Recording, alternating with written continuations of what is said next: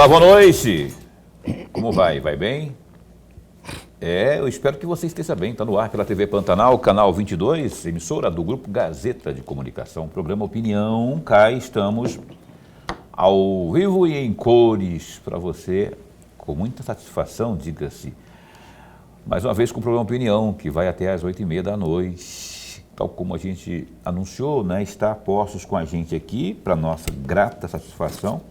Gosto muito quando ele vem aqui, ele já veio aqui na outra ocasião, rendeu um baita bate-papo informativo, né? Dr. Moacir, juiz de direito, né, titular da 11ª Vara Criminal de Cuiabá, e também lá do Núcleo de Inquéritos Policiais, o NIPO. Ele envereda por todas as... Está também lá na Justiça Eleitoral, daqui a pouco a gente vai falar um pouco sobre isso também. O nosso doutor Moacir Tortato, Rogério Tortato. Então, tem novidade boa, diga-se de passagem, porque ontem, lá na Comissão de Constituição e Justiça do Senado, teve avanço, uma proposta que vai trazer um ganho substancial aí no que diz respeito a essa questão da justiça em torno dos crimes que estão circundando aí o narcotráfico, o narcocídio. Proposta do Jaime Campos aqui, do nosso glorioso Mato Grosso, do nosso Jaime Campos. Então, isso e muito mais que a gente vai conversar com o doutor Moacir Rogério Tortato. Tudo bem? Professor Lorenberg, boa noite, como vai? Vai bem? Muito bem, muito bem. Boa noite, Paulo Coelho, e um grande abraço. Mas um grande abraço mesmo a todos os nossos telespectadores. A razão maior do nosso programa. Esse descarranhado dele. Mas é verdade, sabe por que ele fala todo dia isso aí? Porque é verdade, você é a razão maior do nosso programa. Isso já, 5 anos aqui ao vivo, todo dia a gente está aqui, a gente atravessou pandemia, a gente atravessou um bocado de percalços aí, mas conseguimos estar aqui graças a você, que é a razão maior do nosso programa. Para quem a gente trabalha, né?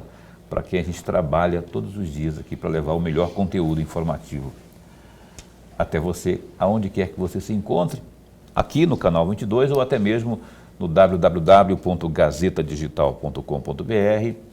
Enfim, obrigado pelo carinho da companhia. Doutor Moacir, bom tê-lo aqui, obrigado por aceitar o convite, me desculpe pela perturbação, porque eu fiquei ligando para ele e aí não dava certo aqui, não dava certo acolá nas agendas, né, porque lá é corrido. E aí, eis que deu. Depois eu tive que mudar a data, e não tem problema, e depois mudou de novo. O fato é que estamos aqui para nossa grande alegria.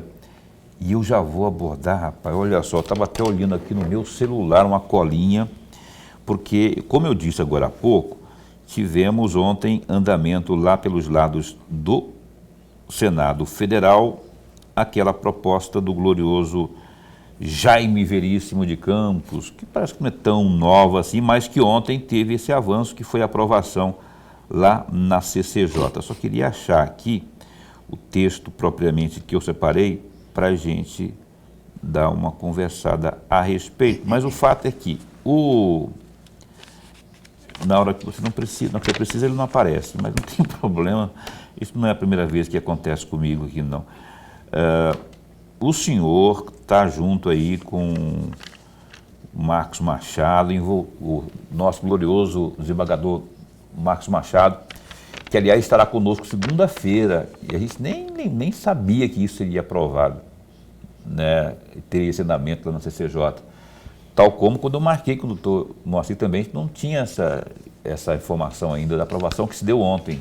Mas enfim, é uma grande conquista. Explica para a gente, por favor, para quem está assistindo, o que é esta proposta do Jaime Campos, o que ela vem a somar, caso seja aprovada também lá em plenário no Senado e depois tendo tudo certinho, o Supremo não fazendo as suas intervenções, porque constitucional, ao que a gente vê, ela é. Eu queria que você falasse um pouco a respeito. Boa noite. Boa noite, Paulo. Boa noite, professor Lorenberg. Boa noite a todos que assistem. É uma honra estarmos aqui mais uma vez nesta bancada, né, trazendo essas informações às pessoas, né, que merecem, que são destinatárias deste programa, como fala o professor Lorenberg. Veja, essa proposta de lei é uma proposta bastante mais ampla, né? Ela engloba diversos artigos, diversas alterações ali, que foram levadas ali e aceitas, sim, né, pelo senador, capitaneada ali no Poder Judiciário pelo desembargador Marcos Machado, pelo desembargador Mário Kono. Toda a Comissão Estadual sobre Drogas participou, nós também participamos da elaboração desse projeto, né? O senador Jaime Campos nos acolheu, encampou a ideia e, com um trabalho fantástico, levou ao Senado, está sendo hoje relatado pelo senador Sérgio Moro, e houve essa votação, foi aprovada na Comissão de Constituição e Justiça. A gente acha que isso é um avanço, a gente acha que isso é um ganho, mas esse projeto todo, né, ele tem um ponto central, que é a figura do narcocídio. Seria uma nova figura que nunca existiu no nosso sistema penal, que justamente visa punir, né, aquela violência que ocorre no tráfico de drogas. Porque hoje nós temos uma fala defendida por muitos e com a qual eu não concordo, de que o tráfico de drogas não é um crime violento. Porque na narrativa que consta da lei é um ato de vender, é um ato de portar, é um ato de guardar, e que, em tese, o delito do artigo 33 não seria um crime violento. E realmente, se nós pararmos para ler o artigo 33, ali não consta violência. O 33 é o quê? O 33 é o artigo da Lei de Drogas que tipifica o tráfico de drogas. Ele tem 18 núcleos. Ele tem 18 núcleos e nenhum deles realmente fala em violência. Entretanto, é público e notório que o tráfico de drogas é envolto em violência, né? Que facções ou organizações criminosas envolvem ou se utilizam de violência para distribuir drogas, para garantir territórios, para punir quem lhes deve, né? Para punir aqueles usuários que às vezes consomem droga fiado na boca, vamos dizer assim, e depois acabam não pagando e pagam com a vida muitas vezes, para servir de exemplo, para que não mais ajam dessa forma. Aquelas guerras de território que tem com mortandades, disputas com a polícia, com mortes de policiais e mortes também de traficantes, disputas entre facções. Então, esse é um artigo que foi trazido para a nossa legislação justamente para coibir essa violência. Porque como funciona hoje? Hoje funciona, os crimes de morte que têm ligados ao tráfico de drogas são julgados pelo tribunal do júri. E aí o tráfico de drogas é julgado pelo juiz da vara de tráfico e o homicídio é julgado pelo tribunal do júri, em outro processo separado, instruções separadas. Querem ver um exemplo? Há pouco tempo ficou famoso um caso em que estavam tentando embarcar uma mala com 50 quilos de cocaína para a Europa. Alguém viu que aquilo ali estava errado, né? Interceptou aquela mala, evidentemente de boa fé. O que uma mala sem procedência vai entrar num avião, né? Poderia colocar em risco todos os passageiros daquele voo, se fosse um explosivo ou alguma coisa assim. A pessoa tomou a providência certinha, impediu que a mala entrasse. E como ninguém achou a procedência daquela mala, chamaram a polícia e perceberam que tinha ali uns 50 quilos de cocaína, mais ou menos, e foi desbaratado aquele tráfico de drogas, foi frustrado aquele tráfico, e essa pessoa pagou com a vida. Naquela mesma noite, no bairro em que estava, ou no dia seguinte, eu não me lembro dos detalhes desse caso, essa pessoa pagou com a vida, porque, vamos dizer assim, atrapalhou o tráfico de drogas. Aquele tráfico de drogas vai ser investigado e julgado, como ia para a Europa, pela Justiça Federal, e aquela morte absolutamente relacionada, né, com todos os elementos que compõem, que poderiam ser aproveitados como prova dentro do mesmo processo, mas aquela morte, infelizmente, vai ser tratada num tribunal do júri. E essa proposta vem justamente acabar com essa discrepância, até porque o nosso tribunal do júri não foi feito, não foi concebido para enfrentar essa situação que aí está. Em execuções diárias de facções, e aqui no Mato Grosso a gente não tem muito isso. Aqui no Mato Grosso ainda estamos numa situação tranquila. Agora, Rio de Janeiro e São Paulo, a situação está muito difícil. A quantidade de crimes de homicídio que tem no Rio de Janeiro que são esclarecidos é ínfima, me parece que não chega a 10%.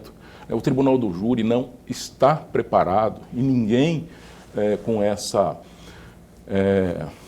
Ao defendermos essa lei, ao defendermos esse novo regramento para enfrentarmos o tráfico de drogas, ninguém está querendo desmerecer o Instituto do Tribunal do Júri, de jeito nenhum. Acontece que, por não ter sido concebido para essa finalidade, o Instituto do Tribunal do Júri está caindo em descrédito em muitos lugares.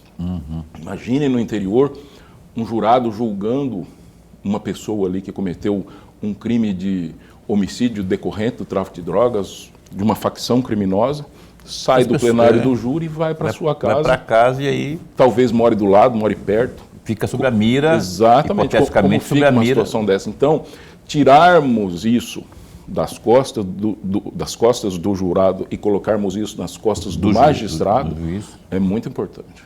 Concordo. Nossa, isso aí... Agora você imagina no júri popular lá alguém que vota por condenar a um criminoso desses aí, você sabe que são todos perigosos, né? E aí, como é que vai embora tranquilo? Como é que tem família? Terrível isso. Então, vamos torcer para que a tramitação em plenário ocorra de forma célere e que seja também aprovado. O senador Contarato já colocou ali gosto ruim na história. Isso sinaliza que pode ser, mesmo na aprovada, ele possa querer acionar o Supremo, porque isso vai lá e é um negócio, mas a gente torce para que não haja...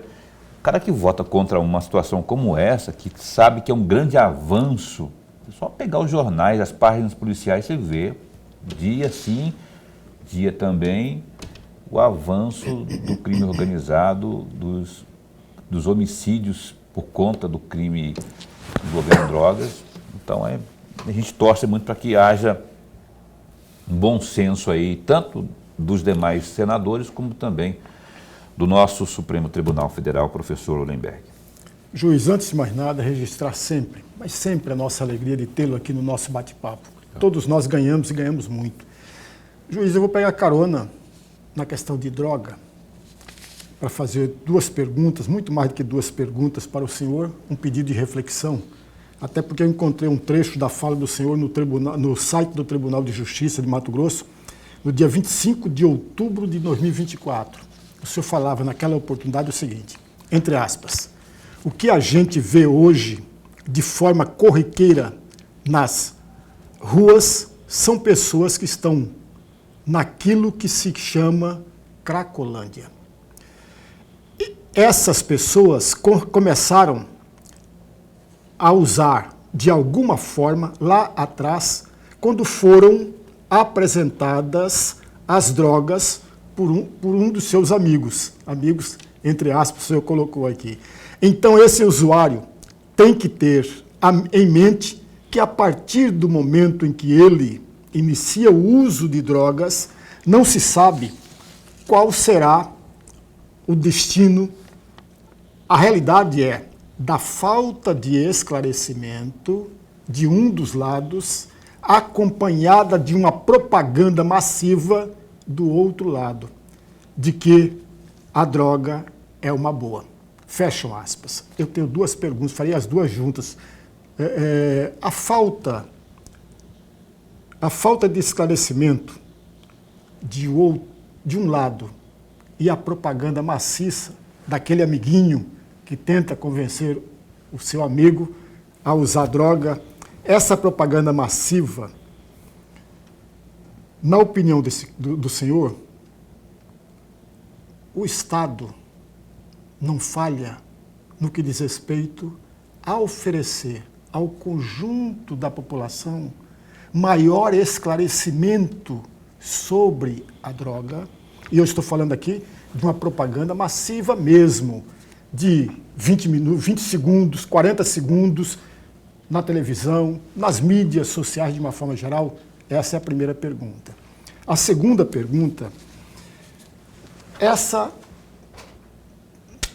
esse esclarecimento massivo, usando uma palavra que o senhor usou, ela não é também uma política pública ou não? Professor, eu acho que é excelente o senhor levantar esse debate aqui. A gente precisa falar sobre isso. O Estado precisa falar sobre isso, não o Judiciário. O senhor, acredito que o senhor seja mais ou menos do meu tempo, talvez um pouquinho mais, um pouquinho menos ali, e imagino que na sua juventude o senhor tenha tido contato com uma campanha de propaganda muito eficiente que teve anti-tabagismo. O Ministério da Saúde, na época. Eu me lembro perfeitamente de que, quando eu era criança, praticamente todos os adultos que eu conhecia, quase todos fumavam. E começou essa campanha de esclarecimento, né? Nos maços de cigarro, os esclarecimentos ali, fumar dá câncer. Na televisão, antigamente o cigarro era associado a esportes, a Fórmula 1, a cowboys, tudo aquilo que chamava atenção foi proibido. Né? Nada de associar cigarro, que faz mal à saúde, a isso. Então houve uma campanha massiva, e essa campanha foi tão bem sucedida que, quando eu cheguei na vida adulta, eu não conhecia mais ninguém que fumava. Ninguém que fumava. Nenhum adulto que eu conhecia fumava. Agora, né, depois de um tempo em que essa campanha foi abandonada, eu estou novamente tendo contato com pessoas que estão fumando cigarro, vapor, que eu não sei se faz mal ou se faz bem, mas enfim, mas há muito tempo essa campanha foi abandonada e só agora eu estou vendo crescer o número de fumantes, e isso me preocupa. Por que não fazermos isso com drogas? Porque eu acho uma injustiça muito grande que o jovem seja bombardeado, não só pelos amiguinhos. Se o senhor olhar para a televisão, se o senhor olhar... esses dias eu estava vendo algumas pessoas conversando que fazem esses programas de humor, de stand-up, falando abertamente sobre maconha, dando risada, como se fosse uma coisa boa. Não estou dizendo que seja uma coisa ruim, né? Mas é uma conversa que incentiva o jovem a querer buscar aquele rumo, a querer buscar aquele caminho.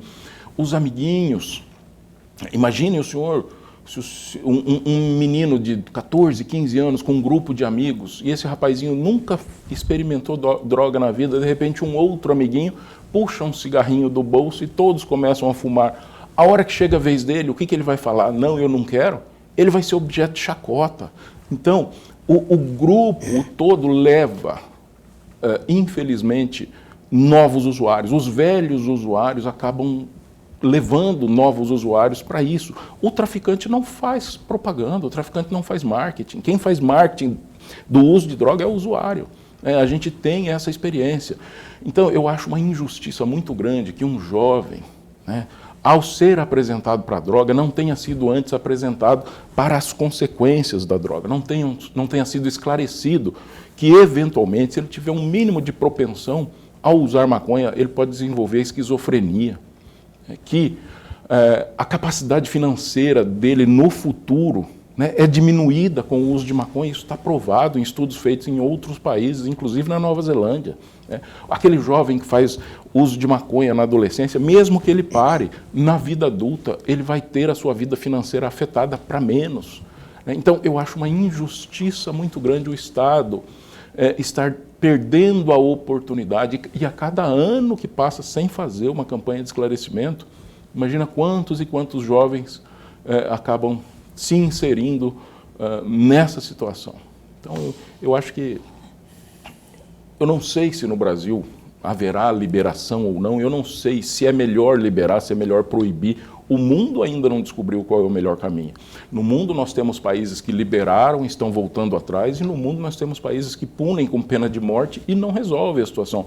Então, não adianta querermos aqui defender que o certo é isso ou o certo é aquilo. Eu não sei qual que é o certo, mas eu sei que o jovem precisaria estar muito bem esclarecido para tomar essa decisão na vida dele. Verdade, verdade. E eu quero abordar daqui a pouquinho esse assunto, dar uma estendida nele, por conta de que, saber a sua opinião, será que as escolas, sejam as municipais, as estaduais, não seriam um caminho mais virtuoso para que a gente possa propagandear essas informações, formar, esses são cidadãos de amanhã, quando não são já os de hoje, que o pessoal aí no ensino médio aí tem já, os jovens principalmente, que hoje são tão assediados, infelizmente, aí pelo narcotráfico. Mas eu quero abordar esse assunto daqui a pouquinho com o Dr. Moacir, né? E falar mais, o Lemberg saiu do assunto, mas eu quero voltar sobre essa proposta que está avançando lá no glorioso Senado Federal. Nós tínhamos aqui nós temos, na verdade, os vídeos da fala do Moro e do ex-ministro Sérgio Moro, hoje senador Sérgio Moro, e também do próprio Jaime Campos. Estou com um problema técnico aqui do Moacir, não estou conseguindo colocar lá ali para a gente disparar, pegar um trechozinho pelo menos aí, tanto do Moro quanto também eu liguei para o Jaime Campos, convidando-o para vir aqui para a gente falar sobre isso e outras questões mais. A gente está aguardando resposta. Então, se a gente não conseguir os vídeos, a gente vai ficar devendo para você, infelizmente, porque problemas técnicos acontecem, né?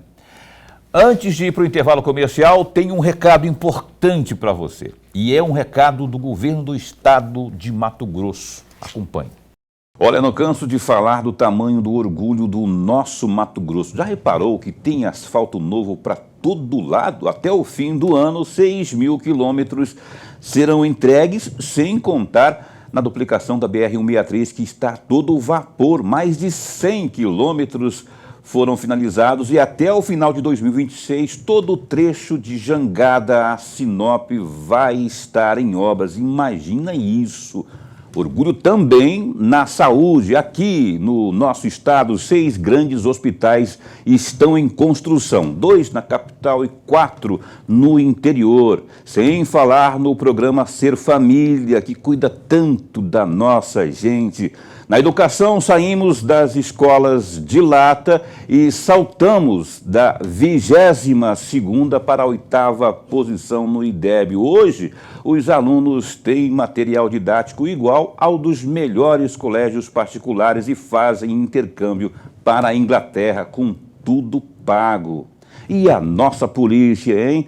Segue empenhada e hoje afirmamos que Mato Grosso é tolerância zero contra facções criminosas. E não é só isso, as contas do Estado estão em dia e hoje temos a 2ª menor taxa de desemprego do Brasil. É tanta coisa que dá gosto falar. Que orgulho do nosso Mato Grosso.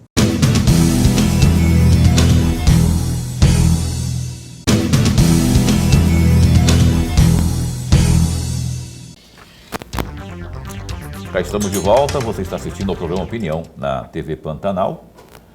O programa de hoje está entrevistando aqui o Dr. Moacir Torta. Eu faço questão de dizer mais uma vez, ele está na 11ª Militar, não é? É titular aí da 11ª Vara Criminal.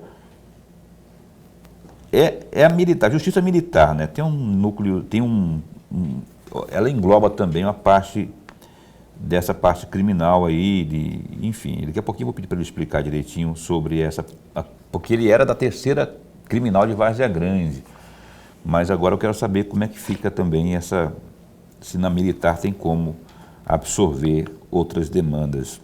E também é do Núcleo de Inquérito Policiais, o NIPO. O GD é o Gazeta Digital.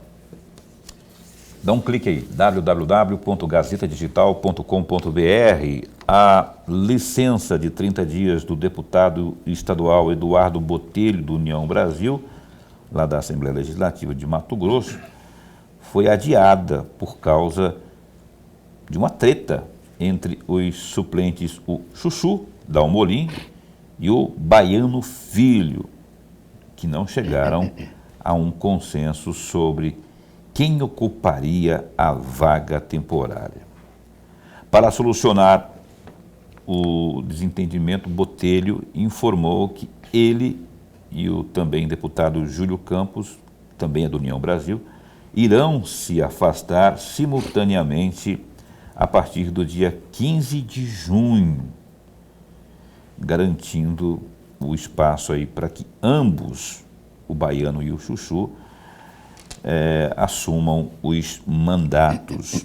Aspas, houve um desentendimento entre os suplentes e, para evitar maiores conflitos, decidimos que eu e o Júlio Campos sairemos juntos em junho, declarou Botelho à imprensa nesta quarta-feira, dia 21. Eu fico imaginando essa briga, né? Essa vontade de trabalhar. Lorenberg, o Chuchu, lá de Sorriso, né? Já teve na condição de deputado aqui. E o Baiano, aliás, o Baiano tem uma nota negativa. Não posso deixar de dizer sempre isso, né? Teve uma nota que eu lamentei, eu comentei isso lá na Gazeta, inclusive, lá no programa de manhã, na Notícia de Frente. Nós mostramos aquele episódio da agressão à mulher ou ex-mulher, não é? E a gente está aqui nessa seara, nessa luta no combate à violência doméstica, à violência contra a mulher. Eu acho que foi uma pisada feia na bola do suplente de deputado Baiano Filho. Não quer dizer que ele não possa se regenerar, né? Enfim, corrigir o seu erro, mas tomara que haja essa consciência. Fica feio para um homem fazer isso, agredir, feio para um deputado, principalmente, então, porque deputado, então, que tem que justamente trabalhar para promover essa proteção à mulher, faz isso, né? Então, a gente não deixa de lembrar disso e para cobrar dele que ele se regenere, e uma forma de se regenerar é trabalhando para que haja esse reforço na proteção contra a violência que existe hoje contra a mulher, né? Que algumas vezes culmina em feminicídio. Então, tomara que haja um bom senso aí no trabalho desses dois aí, já que houve já bom senso e consenso entre o Júlio e o Botelho, que ambos vão sair em junho. Lorenberg, se bem que também não tem muito tempo, né? Geralmente eles ficam 30 dias lá. O que dá para fazer em 30 dias se não votar? Nada, né, Paulo? Amigo telespectador, veja, nós já comentamos alguns dias atrás a respeito exatamente dessa questão, quando nós falávamos da saída do Barranco e assumiu o lugar dele o professor Henrique. E de fato assumiu. Nós falávamos a mesma coisa. Acontece que dentro de um partido político há um acordo entre eles, e esse acordo está muito claro de que o titular, uma hora ou outra, sairá e abrirá espaço para o suplente. Nem o Chuchu e nem o Baiano é o primeiro suplente do União Brasil. Quem é o primeiro suplente do União Brasil é o secretário de Saúde hoje, que declinou, o Gilberto Figueiredo. Como ele já assumiu em um determinado momento, agora ele não quis sair da secretaria para ficar 30 dias na Assembleia Legislativa. Uhum. E essa 30 dias não é garantia, amigos. Pode ocorrer que o titular, uma semana depois, o titular vem e assume a cadeira. Você fala, eu arrependi, dormi, eu pensei muito essa noite, arrependi, não vou sair mais, eu volto. E não precisa nele comunicar. Não. Se ele aparecer lá na... Ele já está assumindo o lugar dele. Apareceu em plenário, já está assumindo. Só que esse acordo não é dito para o eleitor. O eleitor não fica sabendo desse acordo. Mas todos nós sabemos que existe sim esse acordo. Eu sempre vou bater na mesma tecla. Deveria ser, no mínimo, 121 dias para convocar o suplente. E aí vem a outra história, né? Os dois suplentes, que não são o primeiro, eles brigaram entre si para assumir. Obrigaram os dois titulares a deixarem o cargo para que os dois suplentes assumissem as duas cadeiras. Veja a situação que ficamos. Parecendo dois guri birrentos, dois irmãos birrentos, né? Que aí o pai, para não falar, tá bom, para não levar só um no shopping, vão levar os dois. Aí os dois ficam felizes, né? Assim, porque é o que fica, a analogia que a gente faz. Vamos voltar aqui e falar de coisa boa. O glorioso Moacir Tortato, nosso juiz de direito, está aqui falando com a gente no programa Opinião de hoje. Eu queria pedir uma opinião sua, doutor, acerca dessa questão toda Aqui em Cuiabá nós temos aqui, eu posso dizer que ainda existem alguns pontos de comercialização de drogas ali no Leblon, a chamada 1º de janeiro, 5 de janeiro, não sei. Ali tem 2 ruas ali que, se você passar durante o dia, eu passo com as minhas crianças de vez em quando lá, de carro, não é? E ver muita gente, é triste de ver, pessoas jovens, assim, principalmente jovens, parecendo zumbis durante 2 horas da tarde, assim, sabe, por conta da droga. Então, ali é um ponto, aqui perto da rodoviária é outro. Eu falo porque eu já fui jornalista, repórter de polícia, já cobri muito situações, e a gente fica triste, revoltado e triste. Qual que é a sua opinião? E parece que para essa situação tem jeito. O governo do estado de São Paulo, em parceria com a prefeitura da cidade de São Paulo, fizeram aspas, limpa na Cracolândia da cidade. E não foi uma coisa de um dia para o outro, assim, hoje limpou hoje, tirou aqui, e amanhã eles já voltam, não. Tem um trabalho bem estudado, bem estruturado, e que o que era de 4.000 pessoas ali, fazendo aquele trânsito diário ali, até onde eu tinha visto, que o próprio Tarcísio estava dando uma entrevista ainda ontem, 46 pessoas, quer dizer, menos de 10%. Só acredita que é possível o poder público, de forma pacífica, não é? Porque vamos falar, porque daqui a pouco vão pensar que deram porrada no pessoal, puseram para correr. Não teve violência lá, pelo menos até agora não tem essa informação oficial, né? Qual que é a sua opinião a respeito? Paulo, essa questão é uma questão extremamente difícil, extremamente complicada, e eu confesso que até este momento eu não entendi exatamente o que aconteceu lá, quais foram as medidas tomadas. Mas, evidentemente, isso é possível, né? Claro que tem que se respeitar os direitos humanos, direitos fundamentais, mas essa história tem 2 lados. Há quem diga, né, que essas pessoas estão ali voluntariamente e que optaram por aquilo que eu acho muito difícil de acreditar, porque, na verdade, o vício nada mais é do que a perda da liberdade. A pessoa não tem mais opção de não usar droga, ou seja, a pessoa, a partir do momento em que se vicia naquele ponto, ela necessariamente tem que usar droga. Ainda que seja a pessoa mais honesta do mundo, se ela tem que usar droga e ela não tem outra opção, ela vai se submeter a qualquer experiência para poder comprar droga. Seja uma prostituição, seja um furto de celular, infelizmente isso acontece. E isso não estou fazendo um julgamento de caráter daquela pessoa. Aquela pessoa, naquele momento, ela está sendo escravizada pela droga, e é isso que acontece. Podia ser eu, podia ser o Paulo, podia ser qualquer pessoa, podia ser a pessoa mais correta e mais honesta do mundo. A partir do momento que ela não é mais dona da própria vida, não é mais dona do próprio nariz, quem manda na vida dela é o vício, ela se submete a qualquer coisa. Infelizmente. Então, eu não posso crer que aquelas pessoas estejam lá voluntariamente. Muitas vezes elas estão lá porque não têm mais condições de viver em família, né? Porque já, por essa ausência de liberdade, já subtraíram tudo que tem dentro de casa, os parentes já não suportaram mais a presença dessa pessoa em casa. Então, é uma tragédia de vida, infelizmente, uma tragédia que acontece na vida de muitas pessoas. Entretanto, ainda tem um outro lado dessa história. Eu ouvi isso e eu não posso dizer que isso seja verdade, né, que os pontos da Cracolândia são ditados por traficantes. A partir do momento que uma determinada facção supostamente tenha interesse em adquirir imóveis de uma determinada região, carregam a Cracolândia para aquele lugar e o preço daqueles imóveis simplesmente desabam. Né? As facções compram os imóveis que querem e, em seguida, eles decidem para onde vão levar para comprar outros imóveis, se utilizando desse artifício para desabarem o preço dos imóveis naquelas regiões.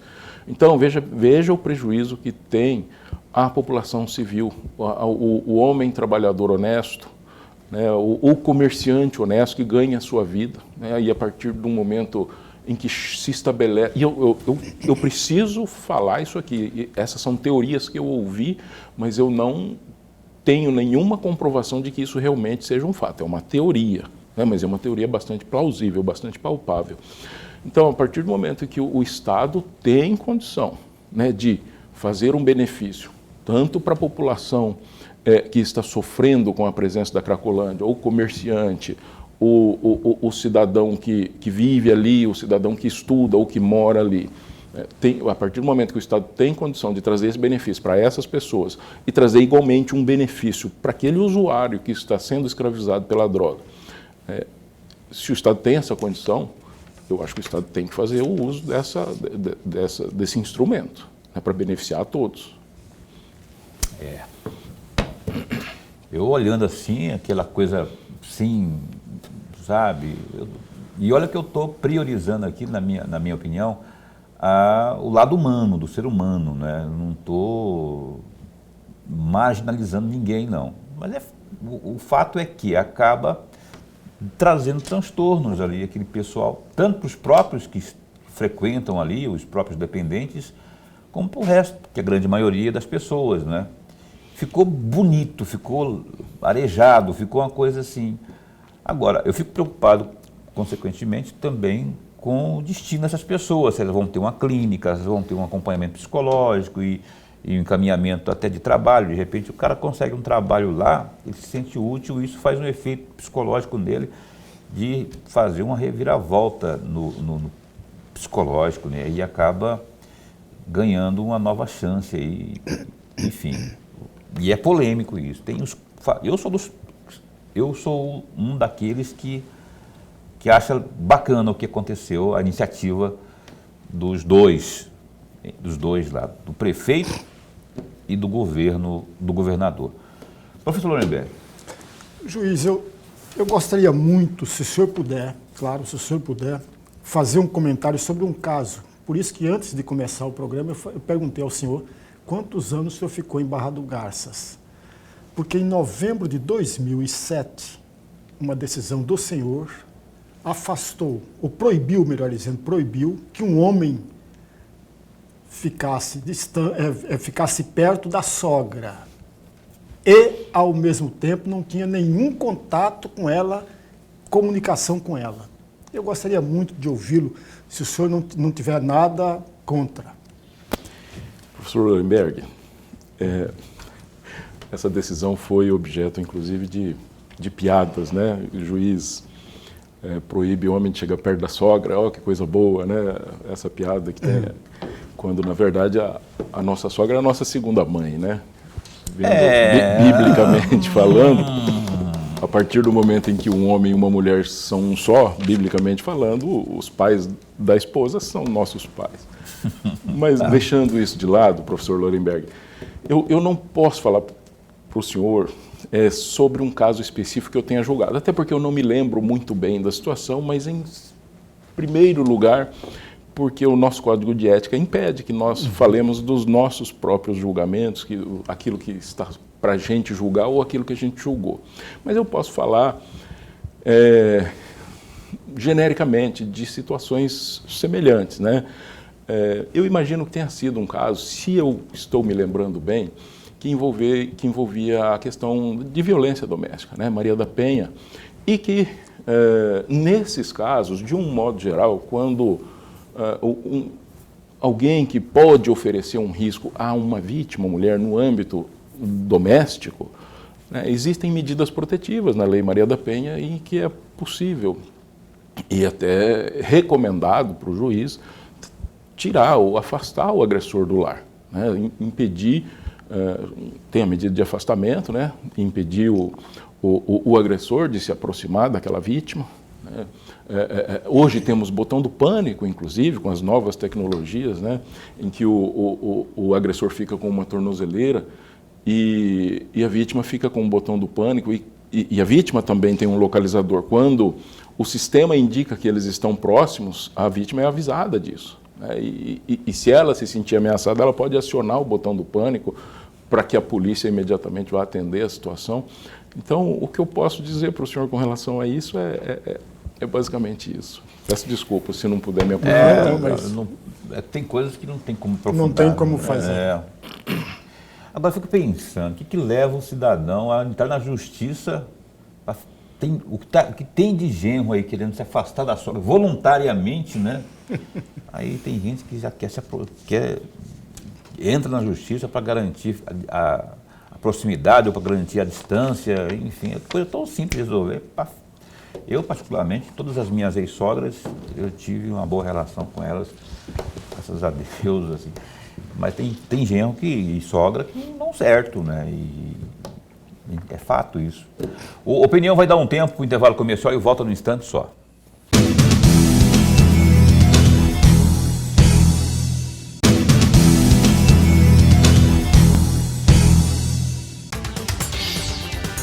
Pois bem, eu estou olhando aqui algumas coisas. Mandar um abraço aqui para Valdenice, do Pedregal. E está aqui acompanhando aqui. Ela tá. O Marcelo é o companheiro dela, acho que é namorado, marido, não sei. E a filhinha Juliane estão acompanhando o programa Opinião. Obrigado pelo carinho de vocês também, né? Solange do Dom Aquino, obrigado pelo carinho da sua companhia aqui conosco, viu, Solange? A Sol, eu gosto de chamar de Sol. E o Giancarlo, lá do Altos da Glória, também acompanhando com a gente aqui. A Soraya também está acompanhando o programa lá no Tijucal. Obrigado a vocês que estão aqui assim nos prestigiando com essa audiência no programa Opinião. Eu falava agora há pouco, eu queria que o senhor explicasse primeiro do NIPO, né? Porque eu falei do NIPO também aqui, que é o núcleo dos inquéritos que cabem também, que eu também é um dos membros ali.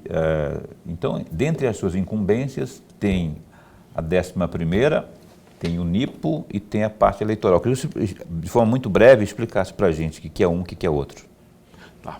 A vara militar, a 11ª Vara Criminal de Cuiabá, ela basicamente julga crimes militares, né? Crimes praticados por militares. Seja um crime de um militar contra outro militar, um crime de um militar no exercício da função contra civil, né? E também tem uma parte civil pequena que julga as questões administrativas. Que eventualmente forem julgadas pela polícia, se quiserem judicializar, também é na vara militar. O NIPO é o Núcleo de Inquéritos Policiais, né? Recentemente, nós tivemos aí a implantação do juiz de garantias na lei, né, mas ainda não está implantado materialmente, né, mas subsidiariamente ou dentro desse período, até que seja implantado o juiz de garantias, que está para ser implantado agora, mais um mês ou dois pela frente, né, que é justamente separar o inquérito, a investigação do processo. A melhor doutrina tem entendido que o juiz que participa de uma investigação pode se contaminar para julgar, pode estar suspeito para julgar depois no mérito, porque participou ou esteve presente na investigação. Então, a tendência mundial e no Brasil também é separar o inquérito do processo. Então, esses inquéritos hoje estão na mão de alguns juízes, né, eu e mais 2 colegas, aqui na região metropolitana de Cuiabá. Então, praticamente não, todos os inquéritos daqui tramitam ali pelo NIPO, a não ser justamente os militares, violência doméstica, alguns, mas 95% estão ali. E estamos também na primeira zona eleitoral daqui de Cuiabá, estivemos lá no período da eleição e depois fomos agraciados ali, estamos lá até então. Que agora, é mais pertinente a questões municipais, né, eleições municipais. É isso. O Lorenberg, por gentileza, meu amigo. Juiz, agora eu gostaria muito de um comentário do senhor. Eu encontrei, no dia 19 deste mês, o senhor, na Escola Superior de Magistratura, na 3ª aula, o senhor ministrou uma aula. Aliás, o curso é Drogas Ilícitas, Aspectos Jurídicos, Políticos, Culturais e Práticos. E o senhor ministrou exatamente dosimetria da pena e a Lei 11.343 de 2006. Há uma frase que o senhor mencionou nesta aula que eu gostaria de um comentário do senhor. O senhor estava falando da dosimetria, etc., mas num trecho diz o seguinte: o próprio legislador, ao estabelecer uma pena máxima e uma pena mínima, já está iniciando o processo de individualização. Eu gostaria muito de ouvir um comentário do senhor a respeito desse trecho, até para ajudar o amigo telespectador que não é familiarizado possa entender melhor. Sim. A gente tem um princípio no nosso direito que é o princípio da culpabilidade. Esse princípio diz que a pena deve estar limitada à gravidade do fato. O Estado não tem o poder absoluto de punir. A punição tem que ser proporcional. E essa proporcionalidade se dá com a individualização da pena. E isso começa com o legislador. Pode ver que no furto, lá, por exemplo, no furto simples, o legislador já prevê, no furto, a pena mínima que eu vou aceitar para esse crime é de 1 ano e a pena máxima que eu vou aceitar é de 4 anos. No homicídio, ele já coloca lá, a pena mínima que eu vou aceitar para o homicídio é de 6 anos e a máxima que eu vou aceitar para o homicídio é de 20 anos. Isso é um parâmetro que o legislador nos dá, né, de acordo com a gravidade abstrata daquele crime, para que nós encontremos a concretude dessa gravidade nesse intervalo de pena. No furto, eu vou dar um exemplo de roubo para o senhor entender.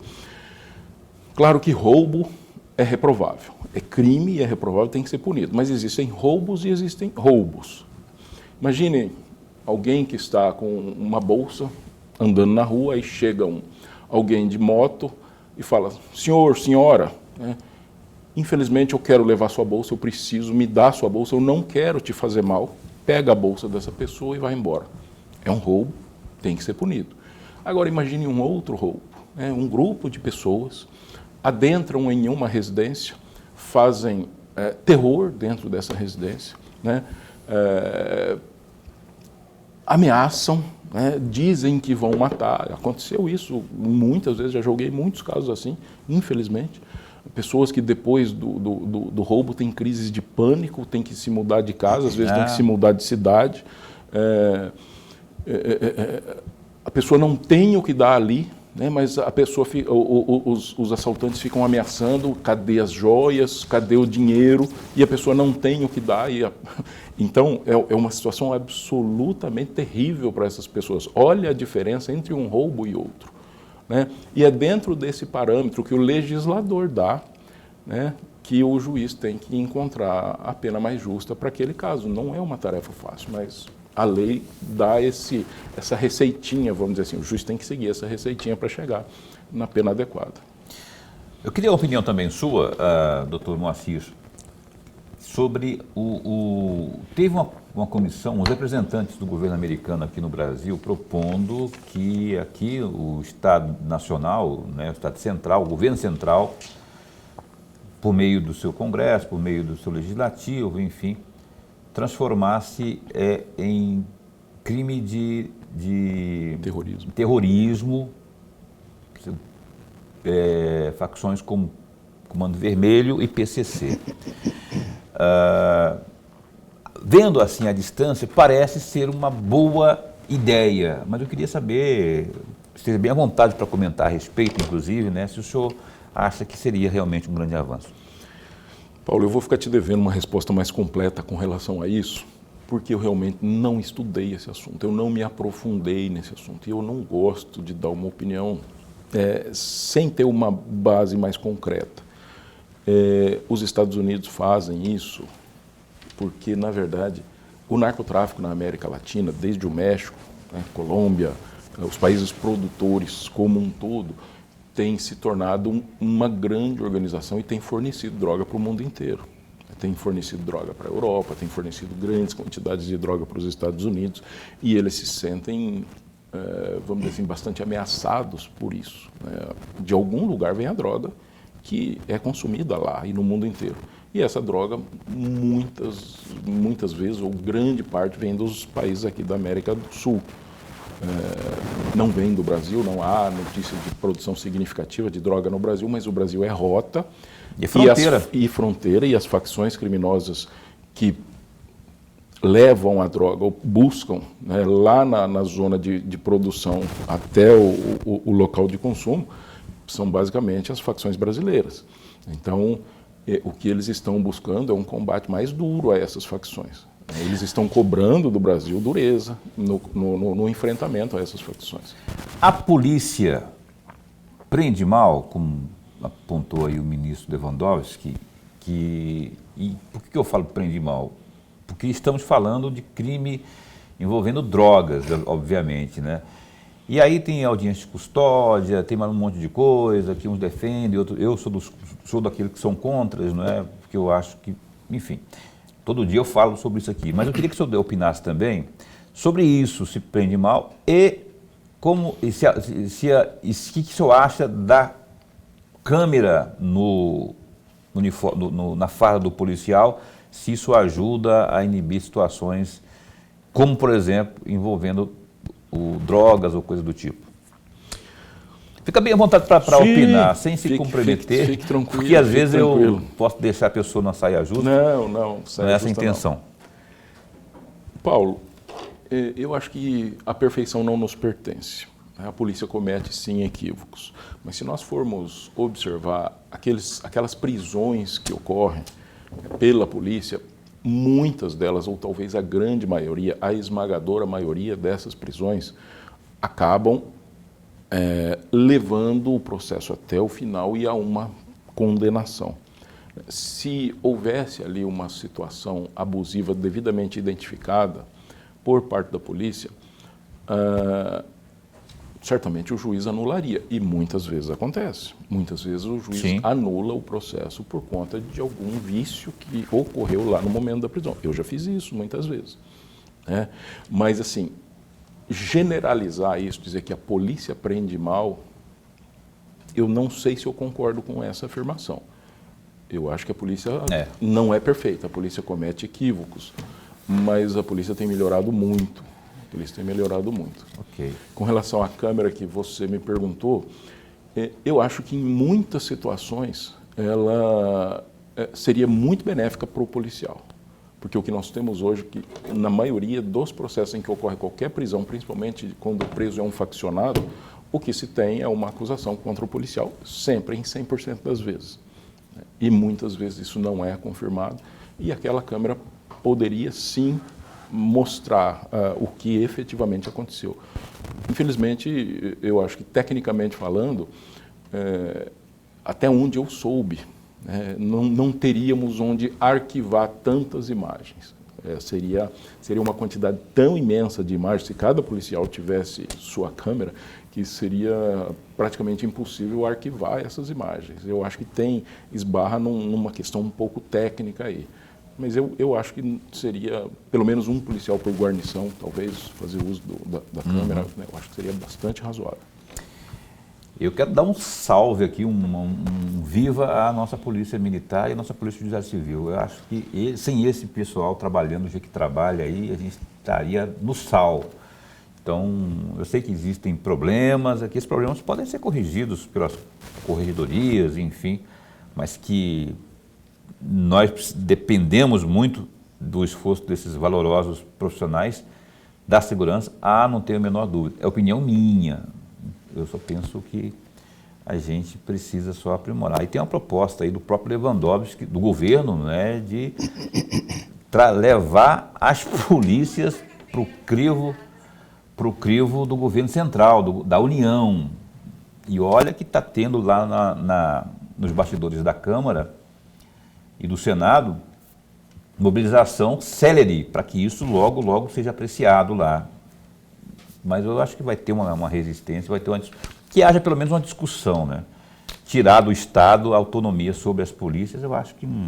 Lorenberg, você quer fazer mais uma perguntinha para encerrar o programa, por favor, meu amigo? Mas muito rapidamente, juiz, ainda na Escola de Magistratura Mato-Grossense, naqueles grupos de estudo, e o senhor é professor de um tema, o papel do juiz na delação premiada. Um pouco rapidamente, se eu puder falar rapidamente a respeito desse tema. 1 minuto. Eu acho que eu falei sobre esse tema em 2017, se não me engano, não sei se vou me recordar, mas é porque na delação premiada o juiz meio que sai daquela posição natural de juiz. Ali quem assume, vamos dizer assim, a prioridade de tudo que acontece ali na delação premiada é o promotor, porque normalmente o promotor tem o papel de fiscal. Mas na delação premiada, O promotor passa a ser o agente principal ali, só que como ninguém pode ficar sem fiscalização, aí a lei deu para o juiz o papel de fiscalizar. O juiz é que fiscaliza a lisura e tudo que acontece na delação premiada. O juiz assume a função ali de fiscal, né, de que não houve nenhum tipo de coação naquele acordo. Enfim, é muito importante, é muito bacana isso, porque isso decorre lá do princípio do sistema de freios e contrapesos, lá de Montesquieu, lá de trás, né, que veio lá da Grécia Antiga, por sua vez, e isso, na delação premiada, isso acontece. O juiz passa a ser o fiscal. Muito. Perfeito. Doutor, antes, eu queria ver se o senhor consegue dar um pitaco de opinião aí. Eu falei no primeiro bloco, acho que foi no primeiro bloco agora, já é uma opinião minha, de que o caminho para reverberarmos essas informações sobre drogas, antidrogas, obviamente, né, seria a escola, no seio escolar, né? E o senhor acha que não tinha que ter do poder público essa iniciativa de que a gente pudesse levar isso para os pequitiquinhos, para os pequenininhos do ensino fundamental? Paulo, excelente pergunta sua. Na verdade, o judiciário acaba abraçando algumas funções que seria do legislativo. E nós já fizemos isso, palestras aqui, diversas palestras em várias escolas, capitaneados aí pela desembargadora Helena, né, que nos deu todo o apoio, toda a força, um agradecimento a ela.